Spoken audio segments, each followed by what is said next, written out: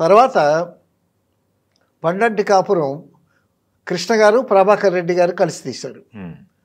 దానికి జమున క్యారెక్టర్కి భానుమతిని బుక్ చేశారు ముందు.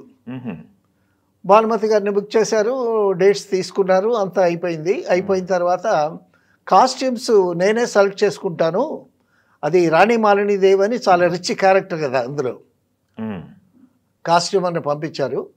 పంపిస్తే కాస్ట్యూమ్ అన్న తీసుకొని వీళ్ళ అసిస్టెంట్ని కూడా తీసుకొని భానుమతి గారు మెడ్రాస్ సిల్క్ హౌస్కి వెళ్ళి ఆ కాస్ట్యూమ్స్ అన్నీ సెలెక్ట్ చేసుకుని కాస్ట్ బిల్ ఏమో వాళ్ళకి ప్రొడ్యూసర్స్కి పంపించింది. అప్పట్లో చాలా ఎక్కువైంది, 60,000 ఎంత అయిందని విన్నాను. ఆ ఫిగర్ కరెక్ట్గా గుర్తులేదు. ప్రభాకర్ గారు కృష్ణ గారు ఆ భానుమతి గారి క్యారెక్టర్కి అయ్యేటటువంటి ఆ కాస్ట్యూమ్స్ కాస్టే 60,000 ఉంటే, సో ఈవిడ రెమ్యునరేషన్ ఎంత ఉంటుందో, ఆవిడ మేకప్ ఆర్టిస్టులకు కానీ పర్సనల్ అసిస్టెంట్స్కి కానీ ఎంత అడుగుతుందో.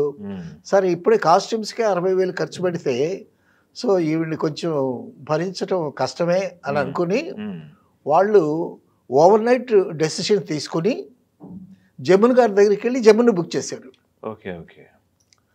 జమున్ బుక్ చేసి షూటింగ్ స్టార్ట్ చేసేద్దామని వీళ్ళు ప్రిపరేషన్స్లో ఉన్నారు.